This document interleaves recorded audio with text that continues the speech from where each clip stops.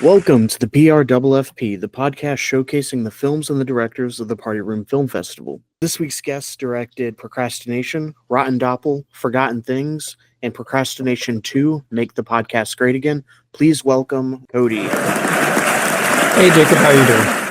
I'm doing good. How are you? I'm doing well. I have been busy as all get out, and yeah, so I'm sorry that we've had to push this back like 3 times.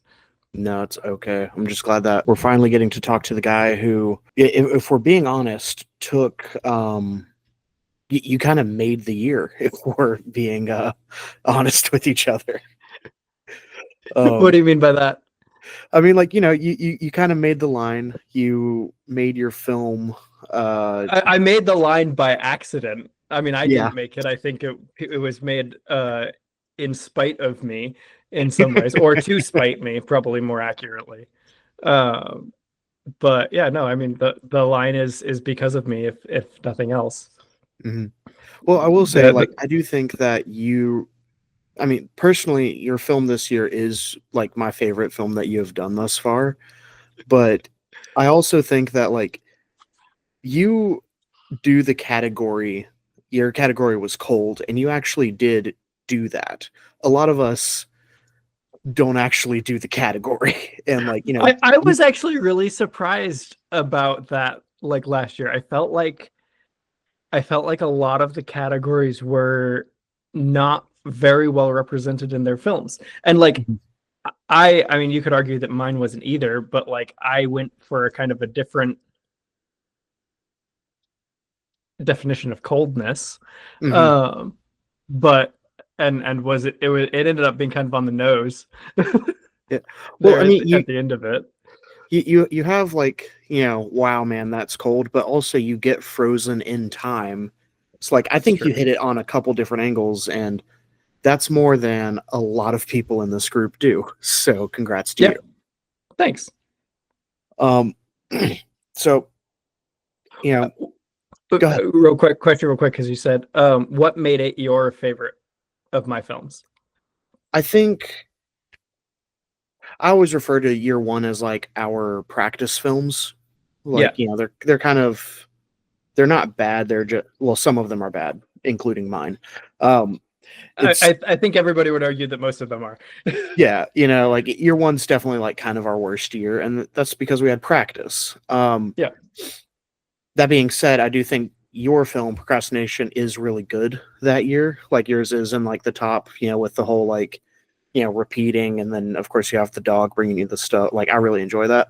Rotten Doppel, a little bit more of a serious one. Forgotten Things, it's not that it was more serious, it just wasn't goofy, I guess, is what I would say. And so with Procrastination 2, Make the Podcast Great Again, I think it is I mean, one, obviously there is the lore of the podcast, season 3, and what goes into that. But it's also it's you having the ability to make fun of yourself and laugh along with the rest of the guys. But also it's just such a goofy concept, and you kind of get in there, you make the joke and get out. And it's very tidy in that way. So I mean, what do you feel about it? Do you feel like it's one of your better ones, or? So it's really funny about that, because this is always going to come back to bite me. But I agree with Mitchell often. As far as the I like the idea of Party Room being something that I can push myself to do something more creative and more aesthetic than I do in my regular work. I'm the exact opposite, or I want to be basically the exact opposite of Aaron. Whereas Aaron is I put as little effort into this as possible to make something ridiculous, to blow off steam, because I put so much effort into my work constantly, right?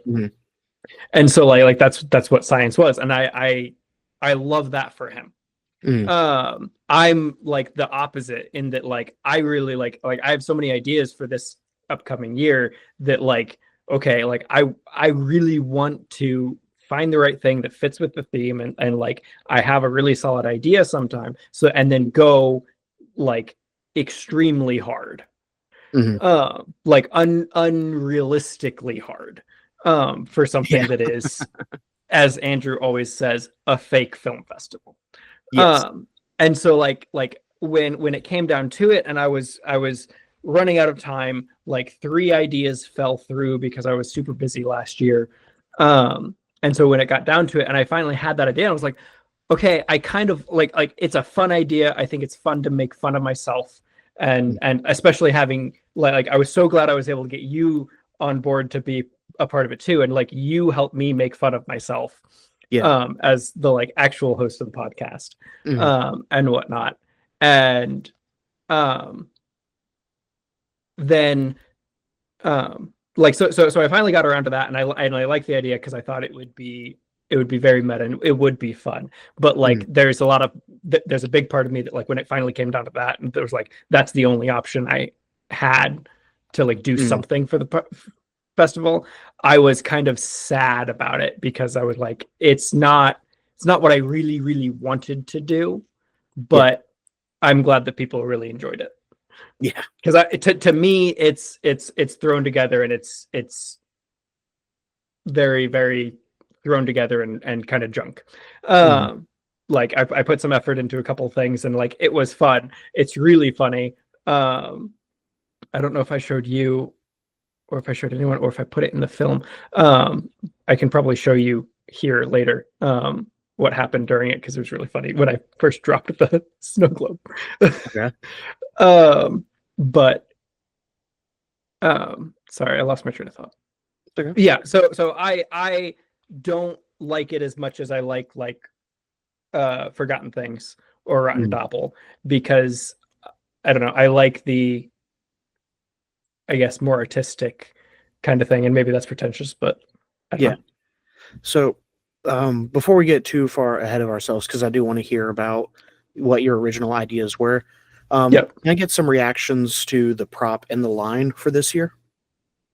I mean, the line when the line finally came out, I was like, "Oh, okay, thanks, guys."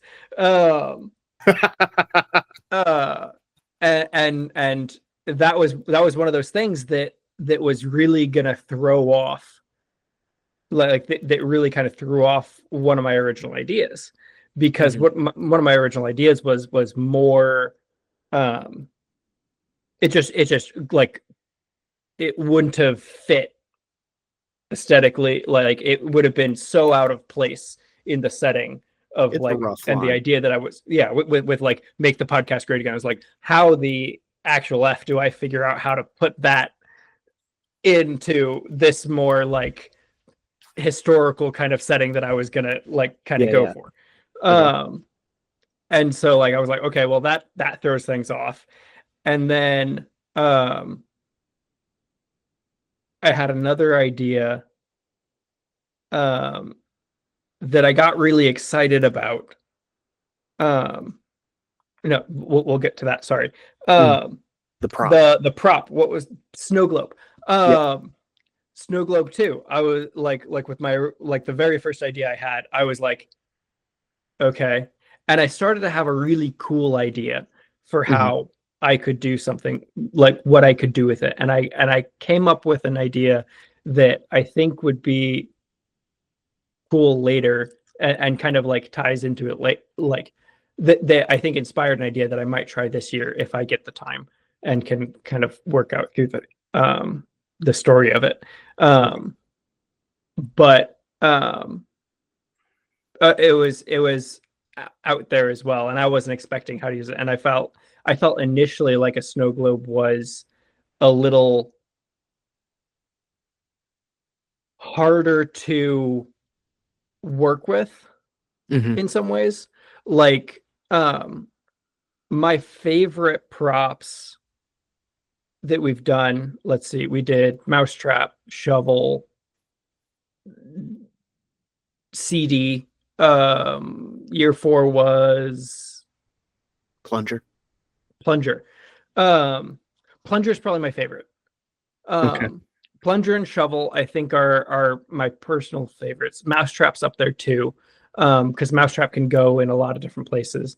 And realistically, you could use a lot of different kind of things to be a Mousetrap. That's one that I think that, like, if we were to do like a repeat, like say year 10, we do Mousetrap again just to see what people do. Like, I think you could do a lot with it, because you could do like some kind of bizarre Rube Goldberg machine Mousetrap. Kind of thing. You could do some really, or you could play the game Mousetrap. I was about to say the board game. And so like that's one that I think is kind of interesting, because like it could be a number of things. That's why like I submitted Melon. I think I've done this year last year I did birthday cake. Like a whole birthday cake, because that, like, there's a lot of options. You could do a lot with that, right? I just see that getting thrown. Like thrown, someone's face gets pushed in it, someone drops it. Like it could just be like in the fridge. Like there's a lot of different things you could do. Like it obviously like brings up settings of like birthday parties, or like it could be something completely different. Or like a melon was the year before that I did. I think melon would be so much fun, because like there's so many different varieties of melons out there, and like you can do so much with a melon. It can be being eaten, it can be dropping on somebody's head, it could be dropping on the sidewalk, like. And so I think that I feel like a snow globe one, like and this is partially just me, like I always think like snow globes for me are only represent Christmas time. Like that's the only association I have in my life with snow globes. Like I know there's people who collect snow globes, and there's snow globes for anything and everything, and like desk weights, whatever. I mean, I helped Sam find a freaking Pittsburgh snow globe for his film. But like to me, in like my, I guess, how I always lived is like snow globes are just a Christmas thing, because we had a couple snow globes that would go out with the Christmas decorations, and then they would get put away again. And so like that, when it first came out, that felt very limiting to me, because I was like, now this has to be a Christmas thing. And so trying to figure out then how to use it creatively was a challenge. And I think I got there, because I think it ended up being funny and ended up working well. Your assigned actor was Mitchell, and your category was cold. Tell me what your reactions were to that. I was surprised that I got Mitchell again. That's the second time I've had Mitchell. Yeah, the council doesn't do a good job with the actors. Yeah, they need to step it up and figure out how to set it up so that we don't get repeats. Because let's see, I've had first one, we didn't have one. I got Mitchell year 2. I had Josiah year 3. I had you, Levi. No, Zach, right? Zach, yes, thank you. Yeah, the janitor. Yeah, Zach is the janitor. I had Zach year 4, and then I had Mitchell again. So like I've only had 4 out of like I've had 4 actors, 5 years, and 3 films, 4 films now.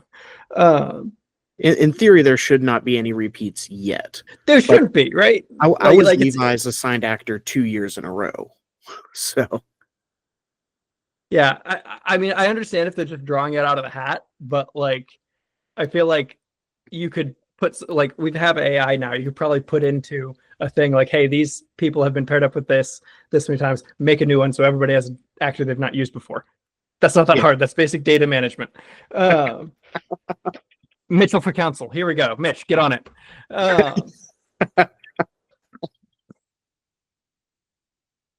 But no, I mean, it was fun. I'm trying to remember exactly how I used Mitch. Oh, I snuck him in because I went through all of the old podcasts, right? Yep. And so that's how I was able to put him in there. So I didn't end up connecting with him to film at all, which is a bummer. But my summer was absolutely smashed last year. And then the category of cold. Category cold. Honestly, it was, had I gone with my original, like the idea that I wanted to do at the very, like in January of last year, when I was talking about an idea that I had, I think I first mentioned it in Tanner's episode when I talked to Tanner in January. Had I gone with that, it would have been absolutely perfect, because my plan was going to be to like do some kind of like, because I had the big beard, I have the hair, and I was gonna like basically be like do like an old grizzled, like the classic old grizzled like wandering man in like a western or something like that. Yeah. And up at my parents' place in northern Ohio, they have like 20 acres, and they live in the snow belt. So like when there's like a big blizzard, like they get like 1.5 foot to like 2 feet of snow easy sometimes. Yeah. And so like I was going to go up there and like shoot a little bit of like some of the like backdrop ahead of time, like before filming even started. Like that was gonna be like, okay, like we start here and then we move on from there, and I tie that like the original shots of like blizzard, snow, wild man into like what I shoot in the summer, and somehow make that still work, but still shoot the bulk of it in within the filming time, but just have a couple of like setup shots of like snow blowing, ice in the beard kind of thing. And so like that would have been perfect for cold. And I thought that was hilarious and really ironic that I ended up getting cold and then wasn't actually able to do that, because as it happened, like there was snow like the week that I interviewed Tanner, and then like the rest of the winter they did not get good enough snow. Like they got absolute garbage snow all year last winter.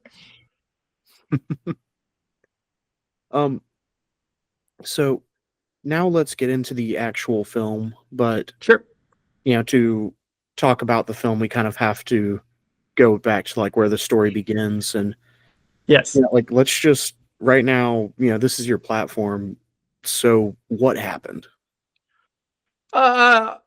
Really, it was so all right, so we're gonna do a couple of things here. We might get a little bit deeper for a second, but big part of it is I bit off a lot. I bit off a lot of it, and I had a lot, and I made it really hard on myself because I bit off too much, and I tried to make it too complicated to do that. And so so every time I went back to try to start, like I got a lot recorded early on. Like before I had through Mitch. Yeah, so I got Tanner, Sam, Trevor, and Matt and Mitch recorded before the first episode with Tanner went out. All right. But and so like that was like the first episode went out in like March, I think. I'm not sure. February or March. I can't remember exactly when it went out. Here, I can look real quick. February 23rd. Okay. Pretty close. So yeah. So I started and I made it hard on myself, one, by like making the effort to go and see everybody and do it in person, do it with cameras.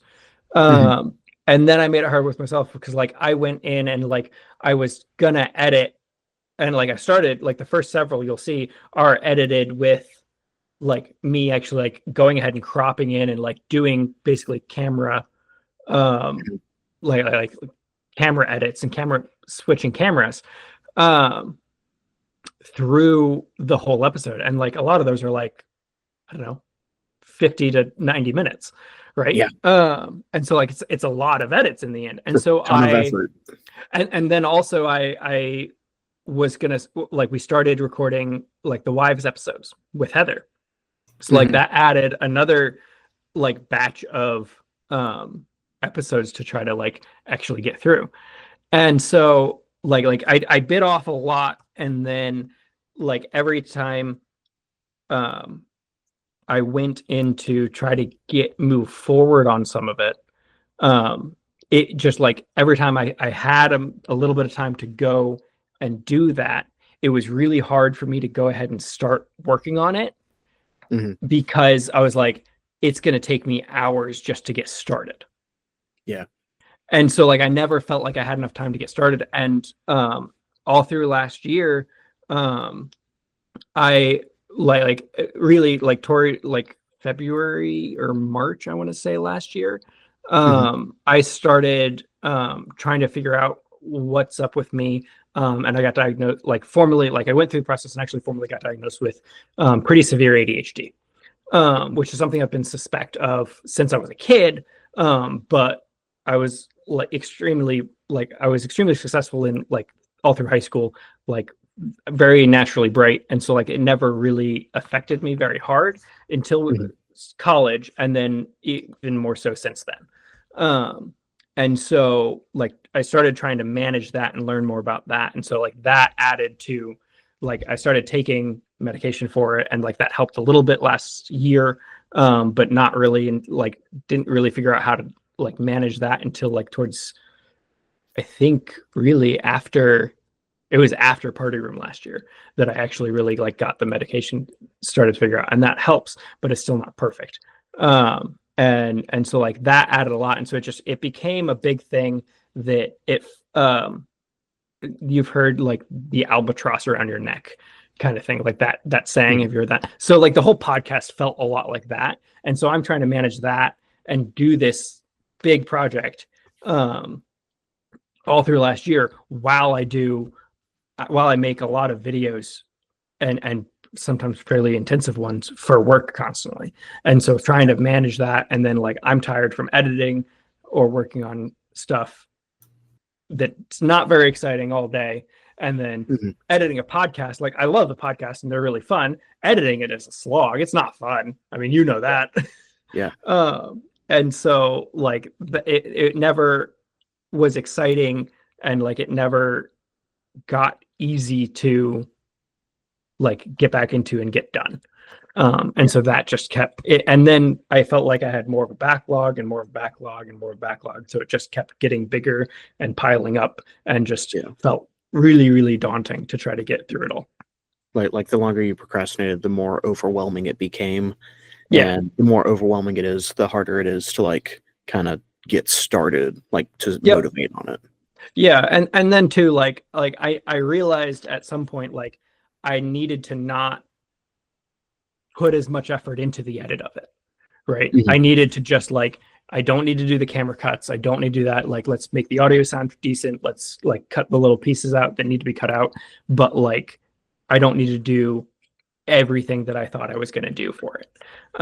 And so like, but like at the same time, like the back of my head, I'm thinking like, well, I've already set this precedent of like, all of them are going to be this polished, perfect, like, we're going to have the cuts, it's going to be interactive, it's going to be engaging in that way. And so like I felt like, okay, now I'm going to let them down by not putting the same kind of effort into all of the episodes and stuff like that. So it got really hard. And so I fell behind and then couldn't catch up, basically. Yeah. But it gave me content for this year's Party Room. Yeah. So thank you for sharing all that. That is really kind of you. I mean, I know that everybody did enjoy season 3, like all the episodes that did come out. I know that I still need to put out Paul's. Yeah. Like I know that people enjoyed like the special touches that you did, because you did go the extra mile, you know, quite literally, you did extra miles to go see people in person. Yep. You did it video, you had your whole professional setup.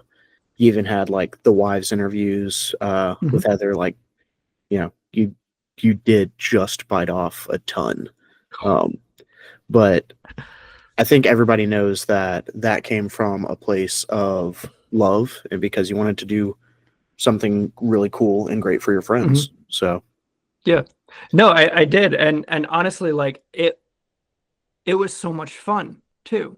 Like honestly, I wish I would have figured out a way to like what I should have done is like gotten somebody else who's good at editing to like help me out on the back end. And because that would have like, if I would have been able to just take on the like, hey, I'm going to go travel to everybody and do this, that would have been a lot more doable. If I would have asked for help, which is something that I'm very bad at, especially in things that I am supposed to be good at. Right. So like I do this professionally. I'm supposed to be really good at this. I shouldn't need to ask anyone else for help on that kind of thing. And that's the hard part in that. But my own perfectionism that gets in my own way. But it was so much fun to go, and like it was so much fun to surprise Tanner that first time. That just was like sold me on like, okay, I have to do this with everybody as much as like if at all possible. And so I was able to do that. And so like then doing that and doing Sam and like being able to go and see the guys, and even like it was great to go and drive out to Indiana and see Aaron, and then see Levi out there as well. I hit them on like the same day, and then also like Josiah and Zach in Louisville. I'm so mad that I like the couple times that you were in Kentucky, I could not catch up with you in person. But even I was able to even get Andrew because I had a business trip. I was out shooting in Maryland in the middle of getting Andrew is crazy. That is, I was so excited. Impressive. That's very impressive. I was so excited. Yeah, that was a lot of fun, and it was cool because I got to go like and so like that was really fun because I got to go and meet the guys at like either their homes or where they work and stuff like that, and like have a like it's funny. I saw a reel or like a TikTok or something that was like a guy, he was making a joke and like he was like thanks for like it was like at the end of a podcast and he was like, thanks for being on my podcast for the last hour.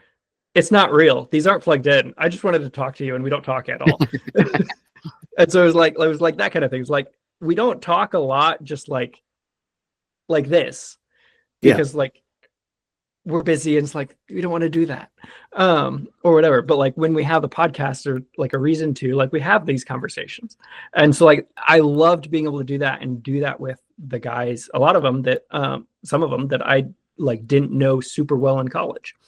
And so like that was really cool, like sitting down talking with Trevor, learning about what he's been doing, being a eye doctor, right? Like that's cool. And I thought like that was so fascinating to like hear his stories about doing that. Quick, I've got his episode, like the first 15 minutes are unlistenable, man, because you're talking about like stabbing people in the eye and like scooping stuff, like it's just bad. All right. I maybe should have put a content warning on that just a little bit. I was driving the truck while listening to that, and I was like, I cannot do this. This is terrible. So I just fast forwarded a good bit, but man, that episode was a little rough in my opinion. Yep. No. I thought it was fascinating. I enjoyed doing that a lot. And I mean, it's hilarious. Trevor is such there's such a gap and contrast in his like in Trevor to me that's just hilarious because like on one hand you've got Trevor who we all remember from college being very Trevor, right? And then over here you've got this like upstanding like PhD like eye doctor. He has a doctorate. He's a real doctor. Heather goes to him for her glasses now. Like, and it was hilarious because like, so we went to, it was a couple months ago. No, it was like last summer. It was before she went to Paris for the Olympics. We went to Kentucky and like we had connected with Trevor and got on his schedule, and she went to the eye doctor and she was like, and she gets nervous around doctors sometimes because she's had a lot of procedures from like her horse accidents and stuff like that. But she was like, that was the easiest doctor's visit I've ever had because like he was into it. Great. Like he's a great doctor, and like she knew him, so like she was very comfortable around him, and so like the nervousness just wasn't there at all. And so it was just really funny, like listening, hearing her talk about it too, because she was like, "It's a gap because it's Trevor, and Trevor's an eye doctor, and he Mhm. really knows his stuff." But then you've got Trevor over here that's like, I mean, trapped, unsightly zombies, Yeah, exactly. Le Plombier, like that's that eye doctor. So w- let's get into the actual film now. When Yeah. did you like? I guess this is the point where you can or don't have to if you don't want to. But what were some of your original ideas going in? And then can I get some type of what was your schedule? Like when did you start shooting and filming and all that? All right, so I'll have to pull up my calendar so I can get exact dates because I think it'll like that'll be actually kind of funny. My like I said, my original idea was going to be more of a um it it was going to be more of a like kind of historic. The setting wasn't going to be modern day America, Columbus, whatever. It was going to be about Okay. like an old guy in the woods in some undefined time, and it was going to be more fantastic, like, and have some kind of like supernatural elements similar to Rotten Doppel and Forgotten Things, right? But it was going to be Right. a completely different kind of setting. That was my original idea, and I still because I can grow the nice beard, I still want to use that like character at some point for something. So that might Yeah. come up like this year. I don't know exactly what the story's going to be, but like I have that kind of character in my mind that like I can play because I have the hair and the beard for it, and I have an old army coat that was my grandfather's from World War II. That like I feel like okay, that fits the vibe and etc. Yeah. Yeah. Um, and so like that was gonna be something, and I didn't. Part of the issue that I was having is like I had the character in mind, and I have like, and I think I've talked about this before on the podcast. Like I my imagination is very visual, Hmm. right?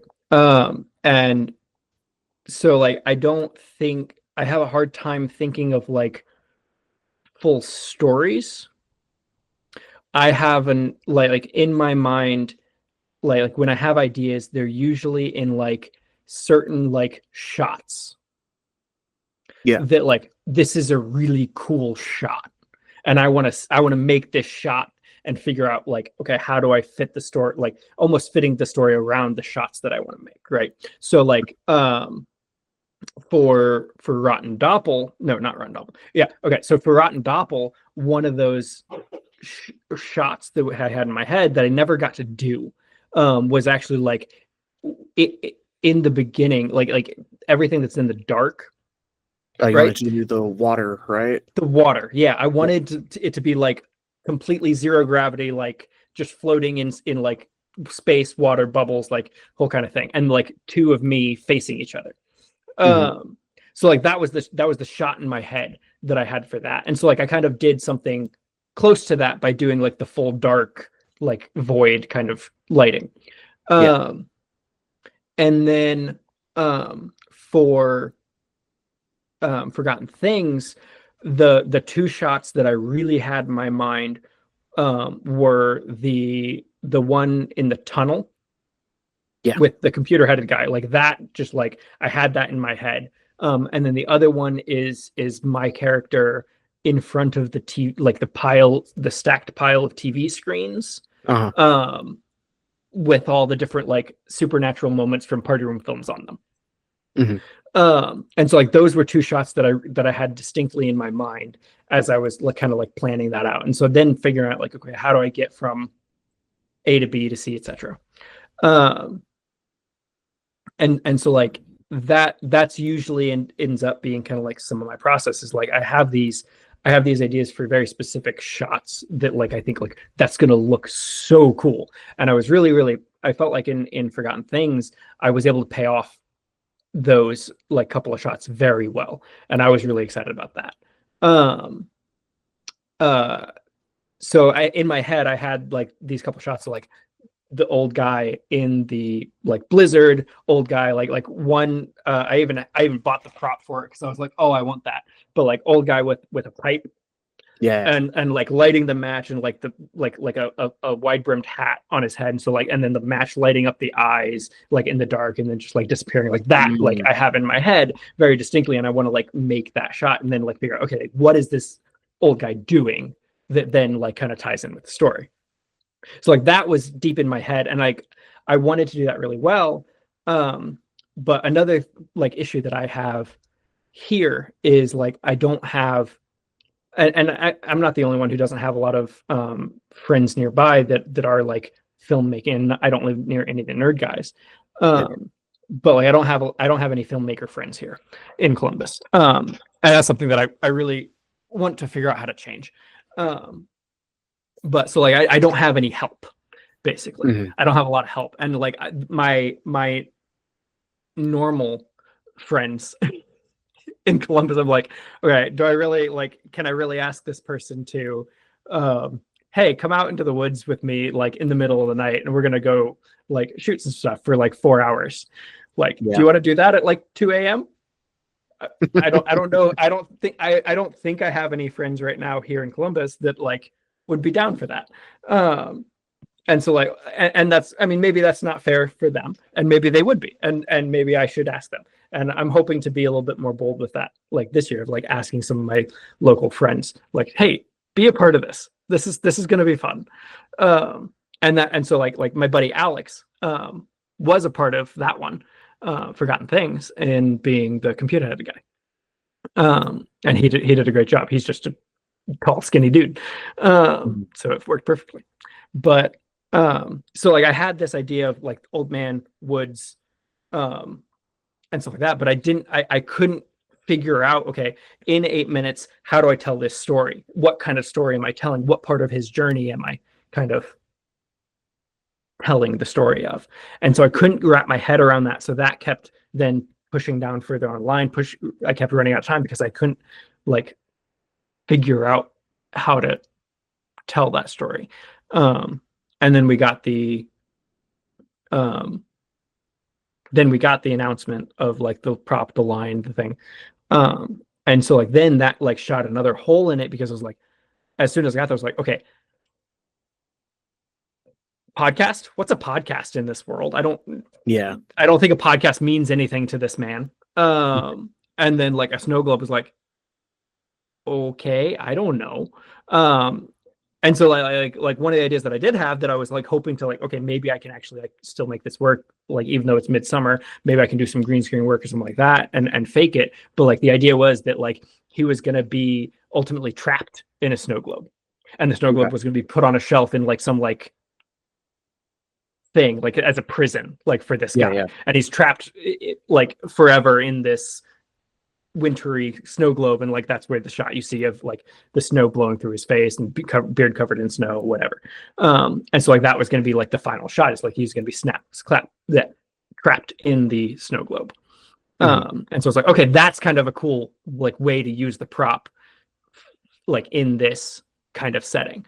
But that was once again like too big of an idea, and I'm already behind on getting podcasts out, so that's too big of an idea to kind of throw on top of that, as well as like at the same time in June gets to be a really busy time for me because I work in agriculture, and at the end of August or at the beginning of August is a big event that we do a lot of work for one of our clients. So, and also last year, another thing that threw me off was it was, I think, as late as April. It was like mid-March or April that Heather got an email hiring her for the Olympics. Okay. And so like that was not on our bingo card. Like we knew the Olympics was happening. We were like, okay, maybe we'll get an email, maybe not. But like by the time it got to like March, we were like, Olympics are in like 4 months. I don't think it's going to happen. But then she got an email. So like that, then like she ended up leaving for the Olympics like at the beginning of June, or like mid-June, something like that. I can't remember exactly. And so like that threw things off too, because like then like a little bit further in, to filming, like she and I had an idea of doing like a music video that would be kind of fun. And Mhm. we came up with a whole idea and it was really good, but the hard part was like she and I were going to be in it. Right. And so, but then she had to leave for Paris, and so like, okay, that idea is not going to work. We can't make that happen. There's just not enough time to get everything ready, like for her to leave the country for like a month, um, and also get this shot in that time. It was like, okay, well, I'll just shoot something while she's gone, and then so many other things got piled onto my time, and I still then didn't have an idea. So Gotcha. Well, we eventually settle on Procrastination 2, another yep. sequel. Um, tell me about this opening shot. Matt has confirmed that it is the longest opening shot in Party Room history. It is Is like it really? a minute 20, minute 30, something like that. Okay, so yeah, the opening shot is just you and me talking for a while. Yeah. And like, I don't think it's a slow shot by any means, but it's not like it's just really interesting. Like, there are no cuts, no nothing for about a minute 20. Yep. Um, was that by design in your head? So I'm trying to think of the order in which I did it. I remember this being very late. Like so back to the timeline of things. So um um I had a event that I was working in Wisconsin from July 30th through August 2nd. Mhm. That's when I had the idea. Okay.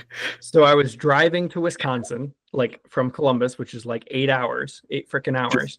For the record, And after festival season's over, but go ahead. yeah, technically I had the idea 2 days before festival season's over. Okay. Um, Yeah. yeah. Um, so, um, yeah, so I had the idea driving to Wisconsin. Mhm.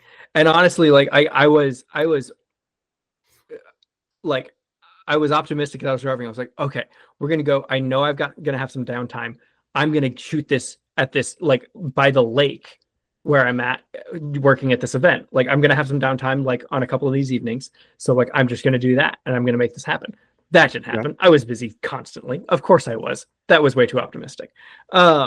But so I'm working those several days and then I get back to Columbus like on the 2nd, and that is when I shot the part with my dad on the green screen. Okay. So my dad plays the older me, Okay. that's traveling through time, right? And so we get back and I shoot that with him in on like the deck at my parents' house. And then let's see. Yeah, so I shoot that and then basically immediate. So I have like 4 days. Yeah. So I get back on the 2nd. I shoot, I think, that bit with my dad probably on that Sunday, which is the 3rd. I then Mhm. drive to Columbus on the 4th. Okay. And then 3 days later on the 8th, I'm flying to Paris Right. because I was able to like get decent flights and fly out and go see um yeah Heather in Paris at the end of her Olympic tour.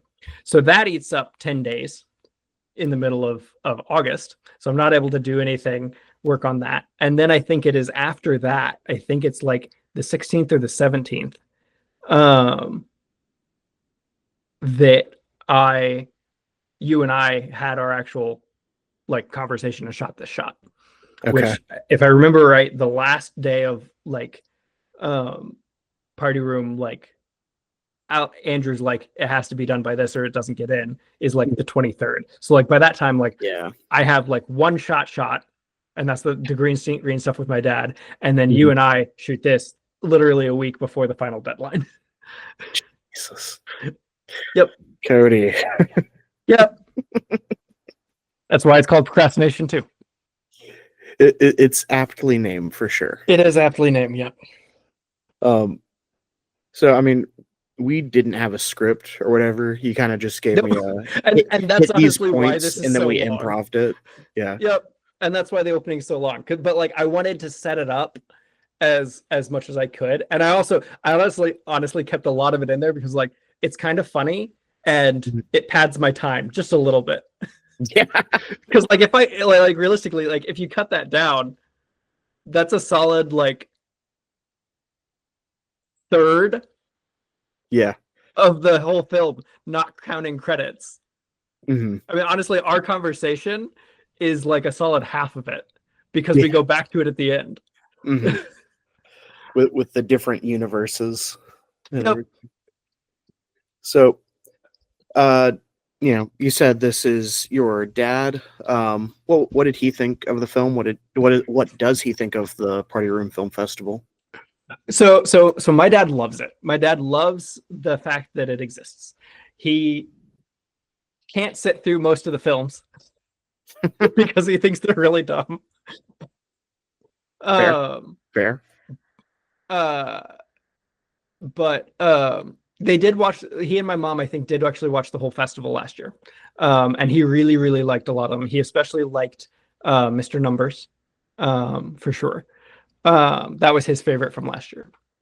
But he loves the Party Room, and like he is in full support of it because he thinks that it should 100% exist, and he's so happy that we've been successfully doing it for 5 years.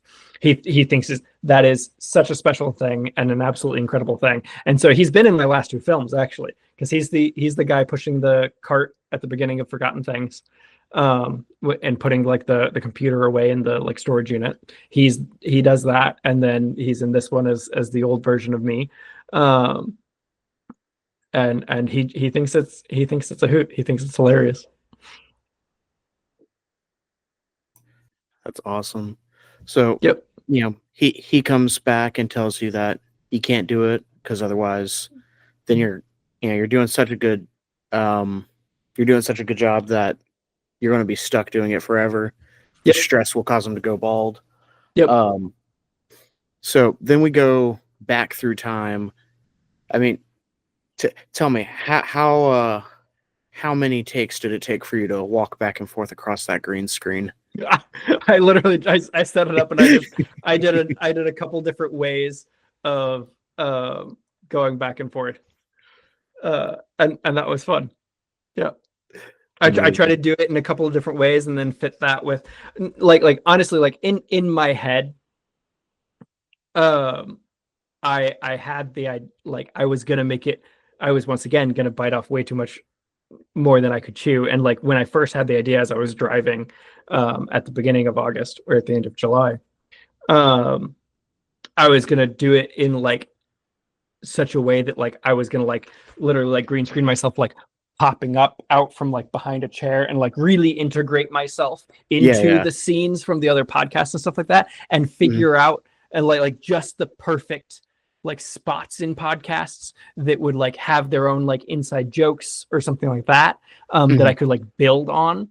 And so like I was gonna try to like, and then what I was gonna do too is because I still hadn't actually edited all of the podcasts. When I edited the podcasts and put them out, I was gonna have myself in those same spots popping out like from my Party Room film as it like, and then like just kind of like not saying anything about it, not making it obvious at all, but like being curious if anyone who watched then before the film would catch it and then catch on in the film, and like make it a whole meta like narrative thing within like using the rest of the podcast episodes that I hadn't released with like this and everything. Obviously that was once again too ambitious for the amount of time that I had. But it would have been really fun. Yes. And like that's the thing, I can see how excited you are about these things. Yep. I just like I wish they could come to fruition too. We just have to figure out how to manage expectations a little bit. Yeah. Um Yeah. So one thing, this will probably not be an interesting question for anybody. Whenever you're doing the podcast and like you really kind of notice it when they're back to back to back during that montage, Mhm. are you using just like regular XLR cables? And if so, why the variety of colors and not just black? All right, Cody has gotten up and walked off because I have offended him greatly. I can still hear you. Oh, okay. Uh, so a guy walks into a bar around Christmas time, and there's a nativity scene on the counter. Oh, okay, never mind. All right, I go ahead. still want to hear it. I want to hear the end of this joke. Okay, so a guy walks into a bar around Christmas time. There's a nativity scene, or he walks into a bar down in like South Georgia around Christmas time. There's a nativity scene on the bar, and on all of the wise men, they're all wearing like little fireman hats and the yellow jackets. There's a fire truck, even a Dalmatian. Well, the guy goes to the bartender and he says, "Excuse me, I like your nativity scene here, but can you explain like why is there a fire truck? Why is the Dalmatian? Why are they dressed like that?" And the Southern bartender says, "Well, it says right there in the good book they came from afar." That's a good one.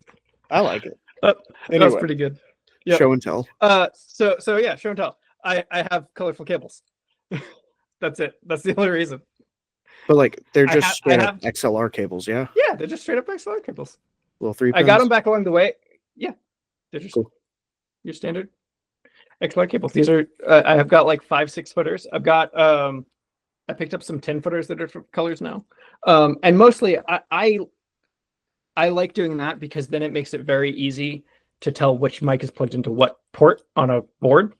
And so like unless I need it to, like unless I'm doing some kind of setup where these need to look a little bit more clean, Yeah. or like and just like having black, letting it just disappear and be just your basic like tech black.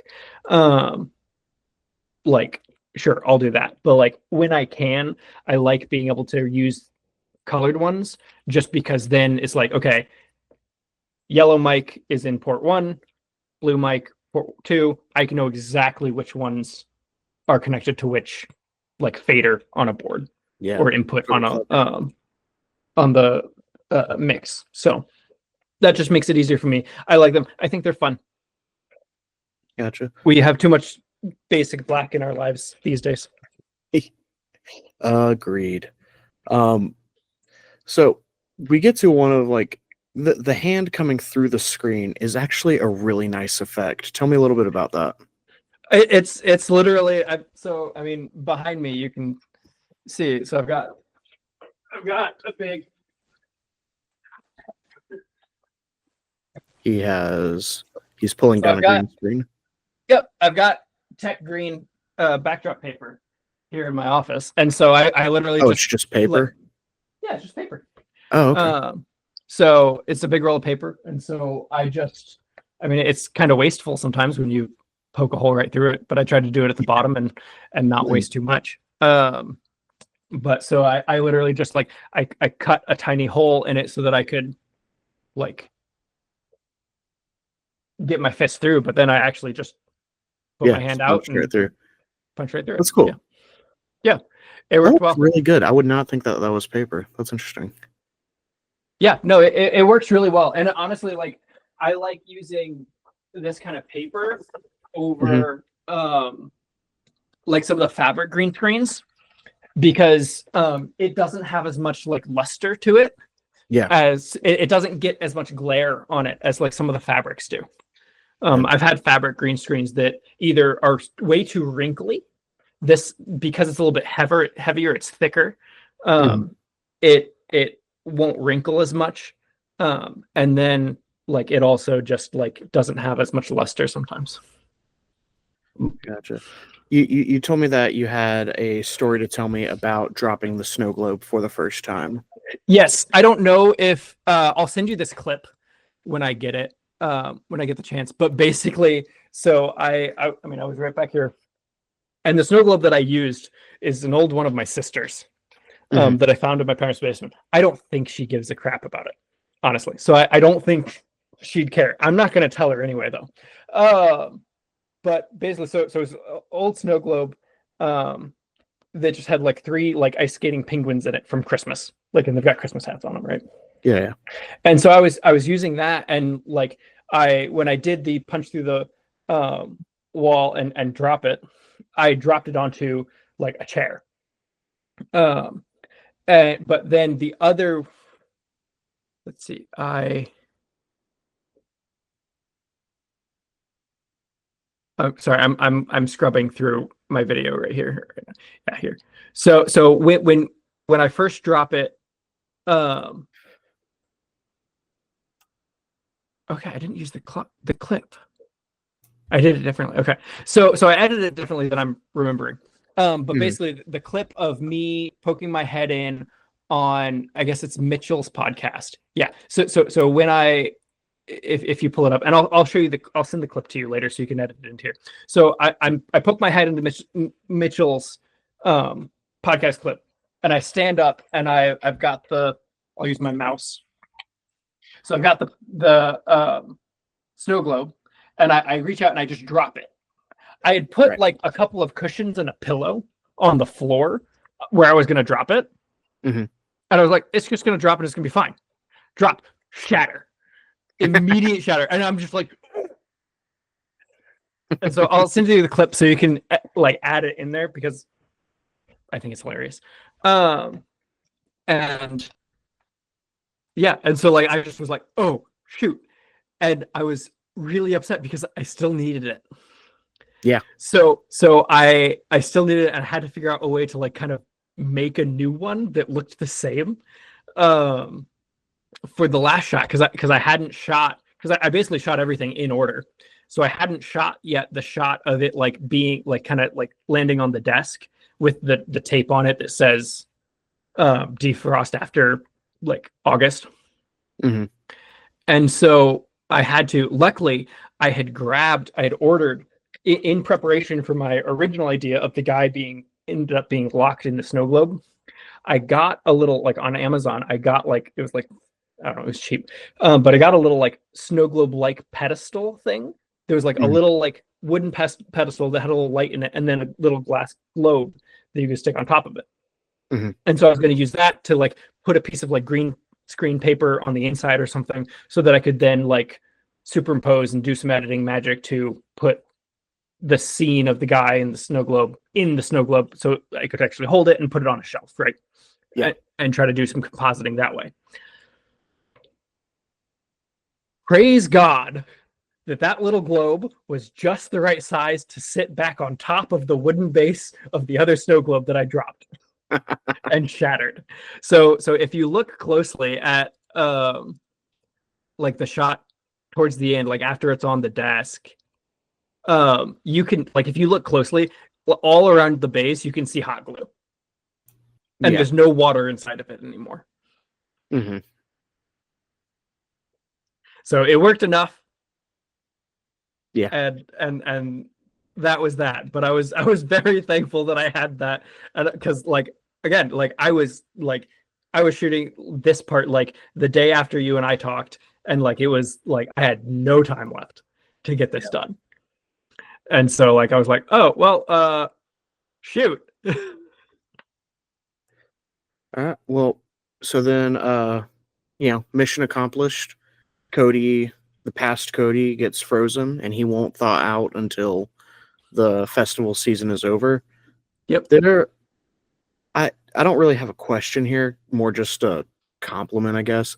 There's something really satisfying about that slow pull out with like frozen Cody, the wide shot. Yeah. There's just something really nice about it. I don't know. I don't have Thanks. a I like question, that. just It's good job. it's purely digital. It's just Hmm. yeah. I'm pretty sure I can't remember if it's a yeah. It's completely a still frame. It's just like I just froze the video and pulled out. If I had more time or something, I would have like looking back on it, I probably would have like done something like a fan spinning or something like that. So you still see like everything else is moving, but I'm not, or well, something. I think like, it just to still sell it more. works. But no, I think it works great. Yeah, because I mean, like even then, like it's every time is frozen for you, so Yep. it kind of makes sense that it freezes around you as well. Yep. And then of course we go back to our conversation where we now enter the new reality. And yeah. Do you have any little Easter eggs, final thoughts on the film before we move on?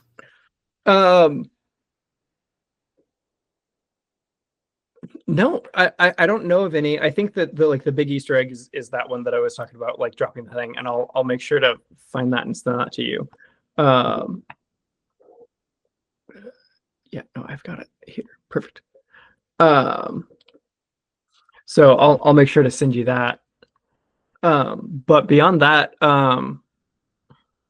no, I mean, just I think some of the stories about how it came to be and whatnot. I think that's kind of interesting.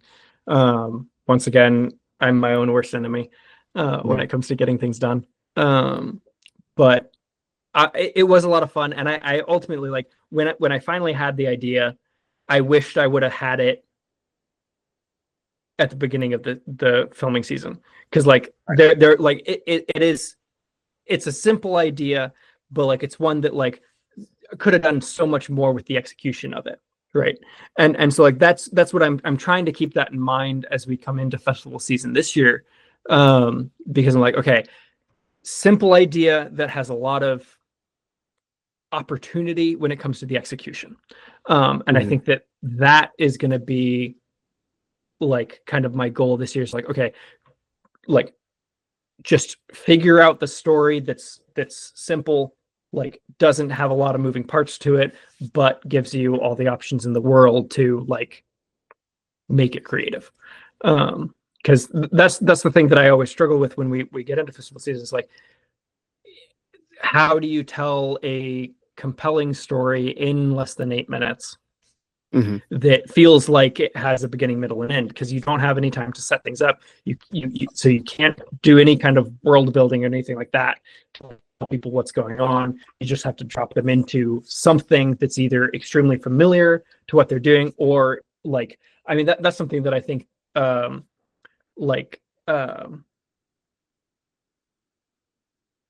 Josiah did so well with UGG, right? Yeah.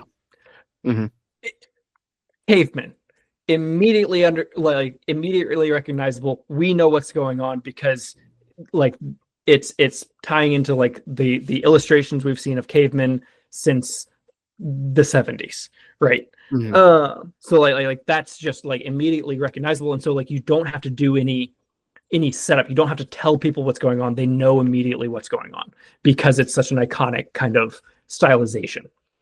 And so like stuff like that like either has to be so simple or so recognizable that people know exactly like kind of the setting that they're getting into, or it has to be familiar enough that like you don't have to do any. And so like that I think is the important part. Cool. All right. So we'll do a little bookend right there. Yep. And if you want to go ahead and pull up your presentation. Another thing that I procrastinate on a lot, I have part of a presentation. Cody. I know. I know. At this point, I'll just take what I can get, buddy. Yep, I know. I do want to finish out. So presentation. My presentation is currently in a Word doc because I haven't gotten very far, but I think it's interesting, and I'm worried. I haven't watched his episode, so I'm worried about how much overlap I might have with Matt, having done like some trivia stuff. Yeah. But mine is all about words. Okay.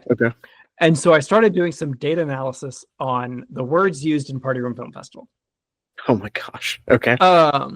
And so it's kind of interesting. So so far I've gotten through the first 2 years of Party Room Film Festival, and I'll finish it up, and I'll do a little.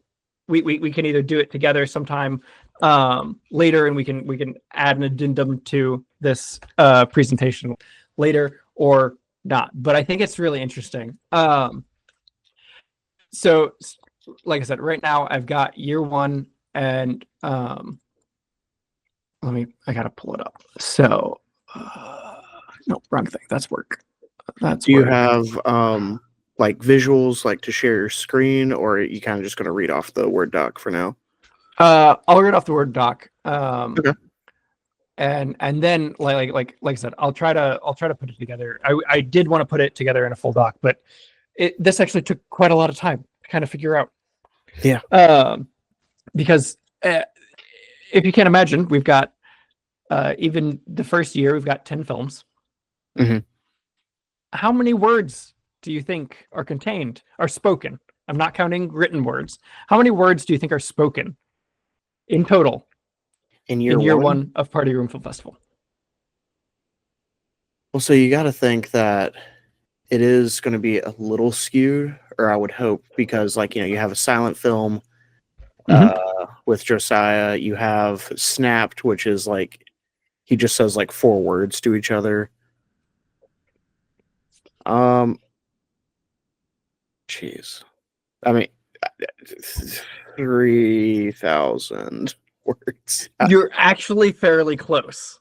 Okay, what do we got? All right. So year one has a total of 4,327 words, Wow. which is, interestingly enough, the equivalent of just under 3 Declaration of Independences. So if you think about that, you've got Party Room Film Festival is the equivalent of 3 Declaration of Independences, like total. Okay. What are the top 5 words, do you think? Well, I mean, surely it's, the a, the ands, maybe so, you. So you're right. So you actually got 4 of them. So the 5 top words are you, spoken 126 times. Okay. The, spoken 119 times. I, spoken 118 times, which, interesting, we talk about other people more than we talk about ourselves in these films, which is interesting. And then and has exactly 111 utterances. And then to is the last one, to, and it's 110. I went down through, and the most like the top word that is not like one of those like extremely common words, like conjunction words, etc., is the word like in year one, and that is said 55 times. Wow. Which the reason I think that might be part of is I think that actually your film from that year has a lot of I liked him. Like I use the word like a lot. I think you use the word like a lot. I think Maddie used the word like a lot. Oh yeah, sorry, yeah. Year one, because it's year one. Yeah, year one. I was thinking of Meaningless, not Bullseye. Oh yeah, no. Yeah, no, that tracks. So I think that skews it a little bit. I then also counted the number of times the words the line were said. Okay. So the line in year one is never tell me the odds, which realistically should be spoken exactly 10 times for 10 films. Right. Never was used 19 times. I was about to say, was used 17 times. Yeah, Mousetrap Killers like skews this heavily. Probably. And then odds is spoken 14 times. Interesting. Which is interesting. So odds is probably the one that like tells you more precisely exactly how many times the line was said, because it's the most like, I don't think it's probably used in other instances of the film. Which film do you think had the most words used? I want to say mine, since it's just me and Maddie talking like the entire time. So you are second, actually. Interesting. So yeah, Bullseye has 100 or has 1,104 words. So second place. Third place is actually my film, Procrastination, that has 688 words. And then first place is actually Paul's film, Art is Life, because it's a vlog and it's longer than yours is, if I remember correct. But it only beats yours out by like 108, like 180 words, basically. Right. Is how much it beats yours out by. That's interesting. Wow. Yeah, it was really interesting. Easy one on on the least words from that year. Oh, Josiah's, surely. Nope. LePage. What? Wait, does Josiah have words in his? So Josiah and LePage has they're tied, they right? both have 0 words. Okay. Josiah's has laughter. All right. It doesn't count as I don't count it as a word, but I am putting it like just behind LePage because like it has something. It has audio of some kind, right? And then the third one is the interesting one, and that's Trapped. Trevor's Trapped film is the one, and it has exactly 14 words. Most of them are the line. Yeah, never told me the else. And then I felt like this little tidbit was important for year one. The word balls only occurs once over the entire festival. Really? Yeah, it is literally only the line that Ellen says at the end of the Bloodline. The balls to. Interesting. For something to define our festival, you would think it was like a lot, but yeah. Right? Yep. Ball and balls. It only occurs in that one moment. Like it's not referenced any other time, which I think is kind of funny. All right. So I did do year 2 as well. Okay. Which year 2 jumps up significantly in the total number of words used. Which is almost double exactly, because it's 8,644 words, which is actually the equivalent of the book of John nearly 40 times. Interesting. John 3, the little one, which is the smallest book of the Bible. But it's nearly like 40 John 3s stacked on top of each other. There's the number of words used in Film Festival year 2.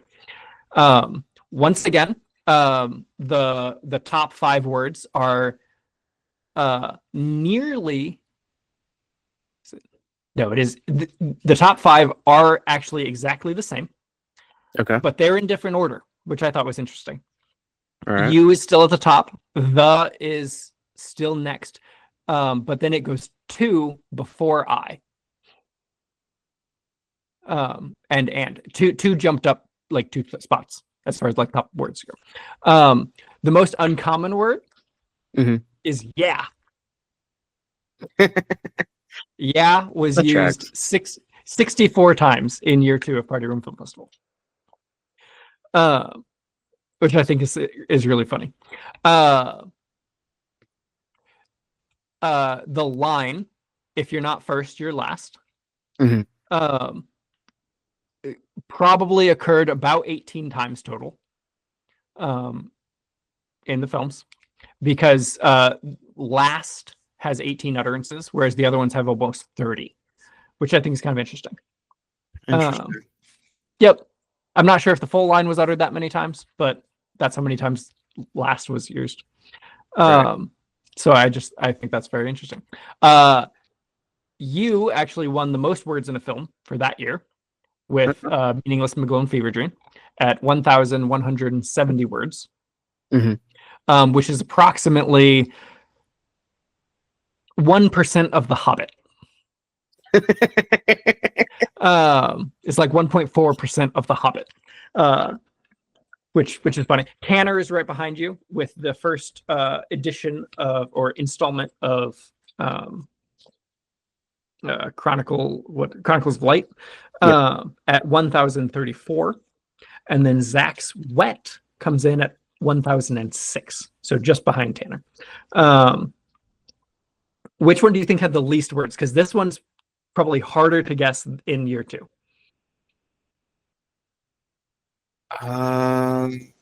Going with the Trevor's Call of Duty Unsightly Zombies. No. Really? Yeah. The least is actually that's the second least. The least is Andrew with American Unsightly. Oh, yeah. Because it's just the conversation at the very beginning that really Yeah. has any words. And it's only 63 words. Nice. Trevor then has 137, and Landers comes in with 164. So it's pretty tight in that one. And I thought that was funny. I don't have a funny thing for that one because I didn't get that far. But yeah, so I intend to keep going through this because I think it's really, really interesting and really funny. And I have ultimately I'm gonna have like exactly how many words have been used in Party Room Film Festival as a whole up to this point. But I think it's kind of neat to see how many and then kind of figure out like, okay, which of the directors has used the most words in their films, etc. So yeah, spoken words. It's not just but like I'm using a transcription. I'm using Premiere to transcribe all the videos. So it's not. That was perfect. The next question. Like, please tell me you're not just sitting there counting and like, man. No, I'm using Adobe's Premiere like auto transcription to like transcribe it, so it's not perfect, and it doesn't capture everything perfectly, but like it gives a pretty good idea. It does a pretty good job most of the time, and like it definitely gives like kind of a gauge of it. So sweet, it's neat. All right. By the end of this, I mean, if it keeps at this pace, we'll have something like almost half the Hobbit by the end of this coming year. And that's really the goal. Like that's really what we're doing. Yeah, I want to then like I want to also like go figure out like do some research and like okay, how many words long is like Christopher Nolan's like Oppenheimer, like the script for that. How many words are in that, and like do some like funky comparisons like that. Yeah. For the rest of this data, but it's neat. It's interesting. Yeah, cool. Thank you so much for putting that together. Yeah. Moving on, I got just a few more questions for you, if that's all right. Yeah, go right ahead. So after seeing how well received the merch was this year, what other merch would you like to see? Oh, yeah, we did some more merch this year. I'm bummed that I didn't get one of the like lightweight hoodies. I think those are cool. I'm so I think a lot of people are. I think a lot of people are like, maybe put me on the order next year. Yeah, I think that we'll probably get more people ordering that next year. I like the hat. I wish we could find one that like does like an embroidered hat, because I don't like, I think screen printed hats, they end up kind of wearing out more easily. But I know that those are always like a lot more expensive. Like Trevor talking about like getting everybody a La Plombier hat was like, yeah, no, it was kind of expensive in the end. Yeah. But I love that we have that. I think it's amazing. But yeah, I'd love to do I don't know, I'm trying to think like the things that I use all the time. I mean, like the I made it myself, but like I've got a nerd sticker on one of my Pelican cases, and I love that because I'll get random questions about it, and then I have to explain this ridiculous thing that we do. That's a really good answer, actually. It's simple, but like, yeah, just a freaking sticker, man. Like, yeah, no, here, let me show you. That's a really good answer. Yeah, we had some back along the way, like when it was either like sophomore year, I think.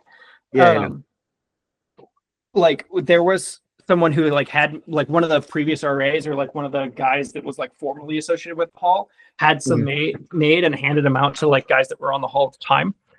So like I have a nerd sticker, a nice die cut nerd sticker on like my Wii U from like back when I was in college.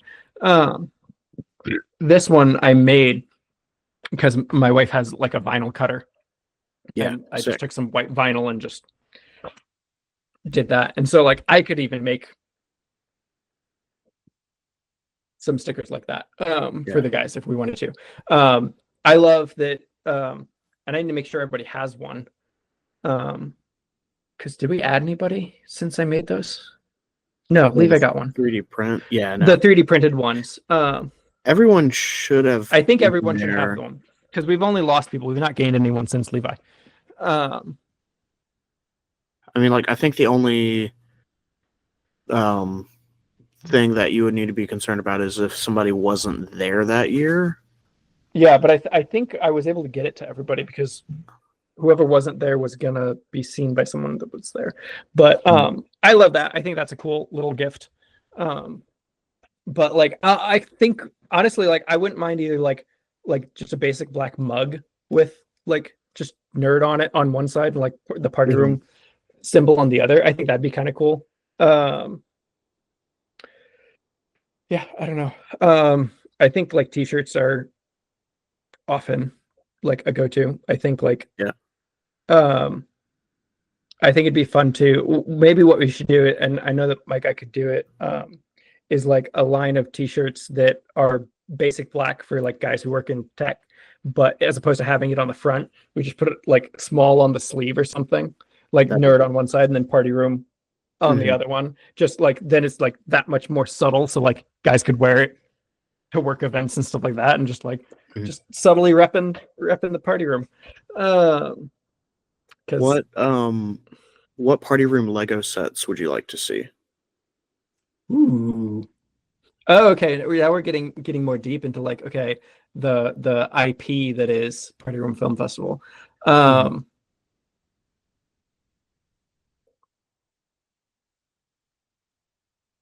gonna go back to merch then for a second, and I want like a vinyl figure of the end death scene from like Evil. Okay. That'd be fun. I think that's the one thing when Zach's stabbing his brother or vice versa with the stick, like that in like a vinyl figure would be kind of dope. Then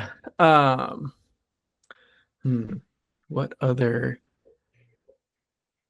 Lego sets? A plunger. or no, like the La Plombier like hand holding the plunger, like like little like statue kind of thing. Oh, that actually be really good because like they're starting to make the like the lightsaber hilts and all that. So like some of the more like aesthetic pieces. Yeah, like it's like the Infinity Gauntlet one that they have, but it's just holding a plunger. Oh, that's really funny. That's really good. You could even make it like wall mounted almost to like. Oh, yeah. or a Lego computer headed guy. That'd be cool. Yeah, I'm kind of surprised that wasn't your go-to. I don't know how well that would translate to Lego, but it definitely would be an action figure that I would want. Yeah. Just an action figure or just like a vinyl figure. Yeah. Rate yourself over the years. What was your top film? What was your worst film? We kind of got into this earlier. I love my favorite for me is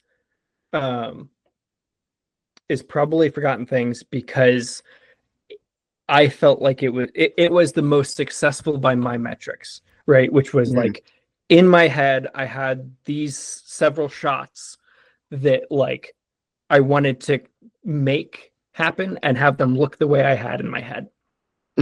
So like that one to me, like by that metric, is the most successful because like most of the shots I had in my head worked out really well and turned out looking the way that I wanted them to.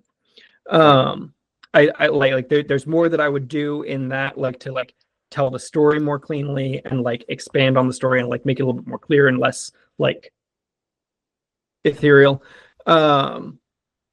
But like that one's my favorite because like I said, I felt like I was the most successful with like putting my vision on screen.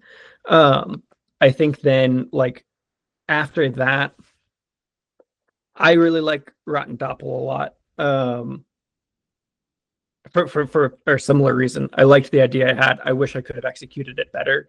But like I think that I like it a lot because I think it, like, when that came out, I liked the reactions that I got to it a lot. And I felt like I enjoyed making that one a lot. And so but that's also my own, like that's one metric. I really enjoy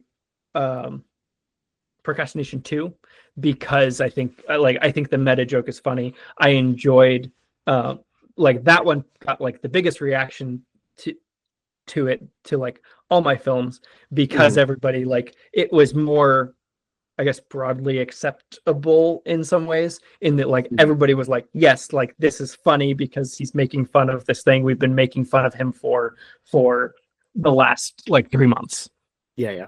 And so like that, I think then like I really enjoyed that because like you guys really enjoyed that, and getting to see you guys get really excited about that film like was really, really exciting. And then Procrastination 1.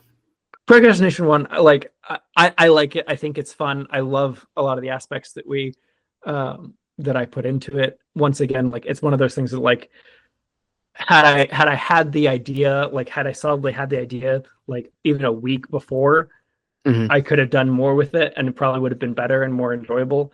But like it is what it is because of the time crunch that I had, and I enjoyed making that and doing that one with Heather, and being able to like get Kage to bring me the mousetrap and stuff, like I think was fun. And that one too, like, again, is like a more meta joke because it's like I have to do the same for the festival, and I mean, in a lot of ways, like Procrastination 1 and 2 are both very like beyond like them both being born out of literally procrastination, they're also like meta jokes in the same kind of way. Yeah.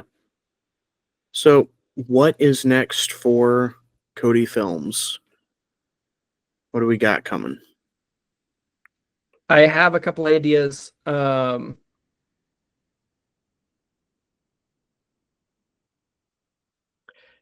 I have a couple ideas. It'll depend somewhat on what we get out of rules. Even what kind of vibe we get out of like, okay, like before rules come out, like kind of vibe that like the chat has and stuff like that. Like, okay, what are we going to be doing?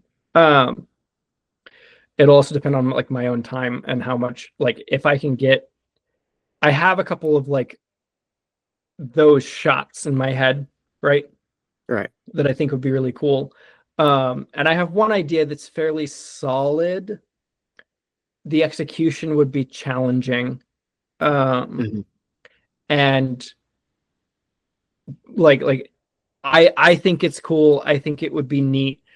It's one of those that like there's a part of me that wants to like go hard and like kind of play to the crowd, so to speak, and like go hard and go Golden Dewey, right? Like kind of like, okay, what is the, like, kind of play the formula kind of thing. Like, okay, these are the kind of things that like, okay, everybody seems to enjoy this.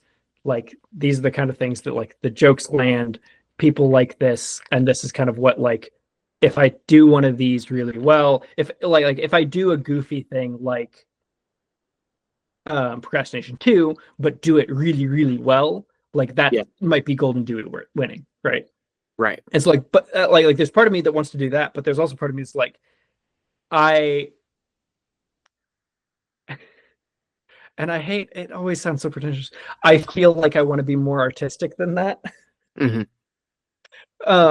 Personally, because like I want to do it even more artistically, but like, and so like I'm trying to figure out like, okay, do I try to figure out a goofy idea that also